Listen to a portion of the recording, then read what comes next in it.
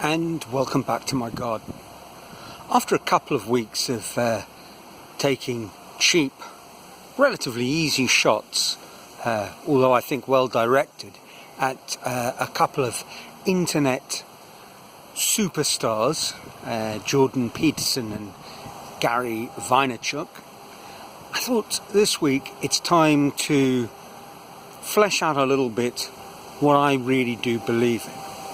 And I suppose it's what I would claim to be a much better version than a now somewhat cliched follow your passion, which is frankly not all that helpful. Although,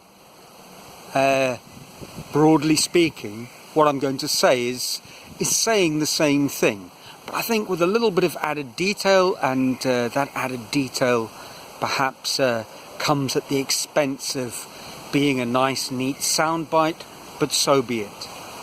So, let's get straight into it. I think what we need to do is find things that we love doing and do them as much as possible without failing to meet our commitments and responsibilities. That's not a very pretty way of putting it, but it really is what I think is the essence of our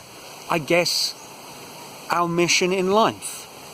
From the very beginning, we are finding out what we like and what we don't like, and essentially finding ways to spend our time that will be enjoyable, purposeful, meaningful, that will fill us with joy. And I guess that's the first part of our mission, is finding those things, because it's not immediately obvious what they are, and they may well change over time. For a long time it seemed to me that despite avoiding my fate, the thing that I loved doing was teaching, and I did love teaching. And now here I am, an artist in the northeast of Brazil. Everything's changed. So these things that we love doing will change over time as we change. We are not the same person we once were some time ago. But once we've found, broadly speaking, a thing that we love doing, we need to do it as much as possible. This kind of idea that you work hard for the future, delayed gratification, is in a sense madness, because you don't know what the future holds. I mean, making this video today, and Russia has finally stopped all its sort of humming and hawing and done what we all thought it would do, invaded the Ukraine. Well, all bets are off. Who knows what's going to happen next? So the whole world may change, and may be in the process of a pretty dramatic change right now. So there's no time to waste. Do the things that you love doing as much as you possibly can. But then we have to throw in this rider, and that is, you have to meet your commitments, your responsibilities. And what do I mean by that? Well, I think they fall into essentially three categories. And the one that probably most people will immediately grab onto and think about is your responsibilities to the people you love. If you're a father or a mother, you have responsibilities to your children. If you're a son or a daughter, in some sense you have responsibilities to your parents. And as a sibling, you have responsibilities to your brothers and sisters, and your broader family. I mean, we have those responsibilities, and and they are important. They are necessary. But obviously, our responsibilities extend out and inwards. They extend out to a broader community. I think increasingly, I certainly believe, it is obvious that we live in a interconnected world, frankly an interconnected universe. we are all part of everything. Perhaps from a causal point of view in a very small way, but on a profound level and in the big picture, we are connected to everything. And that brings with it responsibilities. Our actions have causes beyond the immediate and the obvious. And we have to think about that deeply and with care. And I think, if we're talking about responsibilities and commitments, and I'm saying what I'm going to say, I don't mean in a egocentric, selfish, me sort of way, but we have a responsibility to ourselves. A lot of life coaches, thought leaders and so on talk about this strategy of writing a letter to your future self, thinking about your future self. I mean, your past self is done and dusted. Let him or her go. Learn. They are a voice in your past, a story to learn from. But your future self, you're intimately connected with. And everything that you do now has some sort of potential consequence. And you can't overthink this, but think about it. And you have a responsibility to yourself right now. So that's the big flaw. I mean, that is the big flaw with this kind of hustle culture mania, and this pursue success, grab it by the throat kind of mentality that I've been talking about the last couple of weeks. When you do that, you might be doing it at the expense of your own well-being, physical and mental. You need to think about that. There's I suppose, an inevitable word that's going to pop in here. Whatever we're doing, we need to do it in a sustainable way. And again, that's something that's become a little bit passé, maybe slightly irritating, cliched. Everyone's talking about sustainability and what's it really mean anyway? But that it obviously means something if we're thinking about following a course in our life, that it's all very well doing something with a massive burst of energy.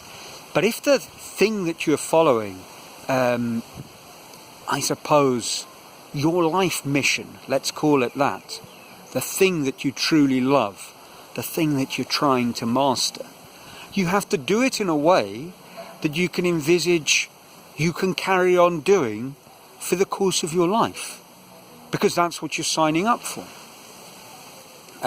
Obviously, you're not signing in blood. You can change your mind, but don't change it too soon. Give it a chance. Follow your path. Let it take you where it will, but commit to that path. And if you're going to commit to that path, you've got to do so in a way that is nourishing.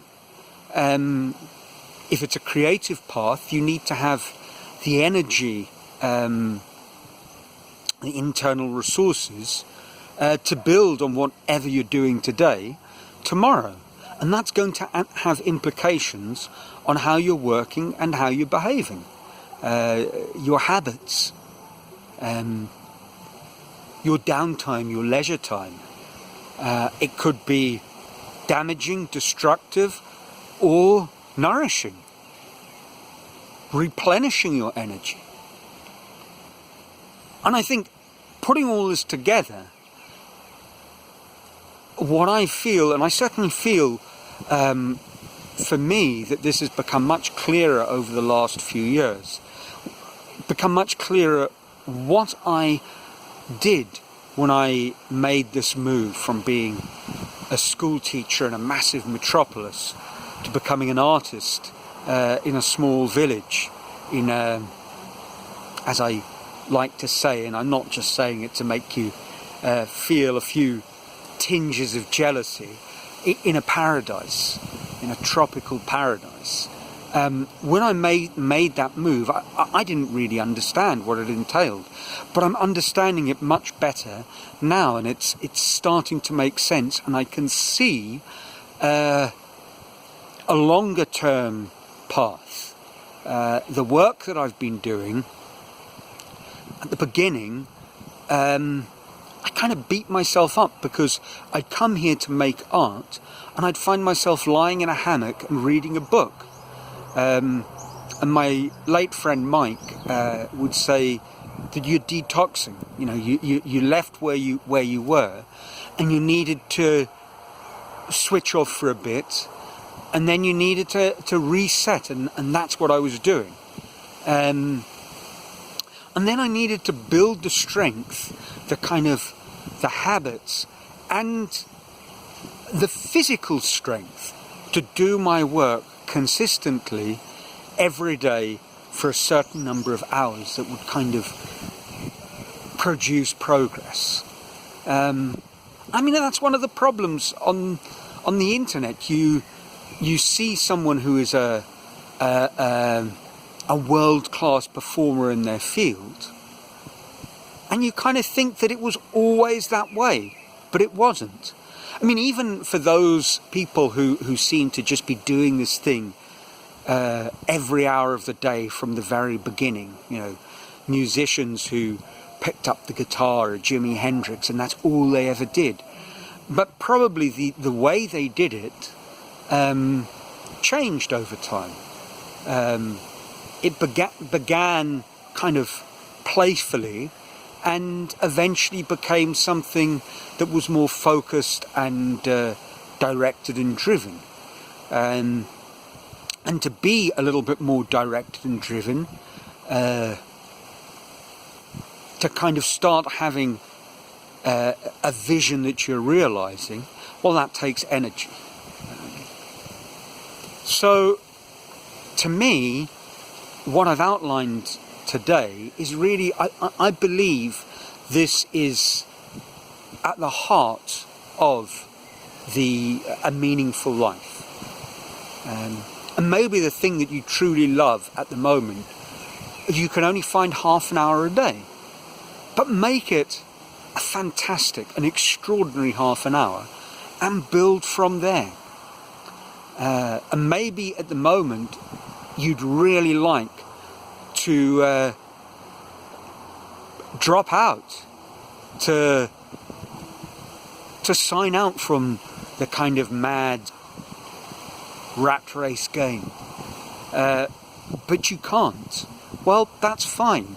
If you can't because there are commitments that you need to meet, there are loved ones that you need to care for, well then think about how you can and start moving in the right direction, however slowly that change might be. So that's it for this week. This is the path I find myself on. Join me. Let me know what you think in the comments below, as always. And from a sunny Brazil, I hope this video finds you safe and well, your lives filled with joy. And until next week, ciao.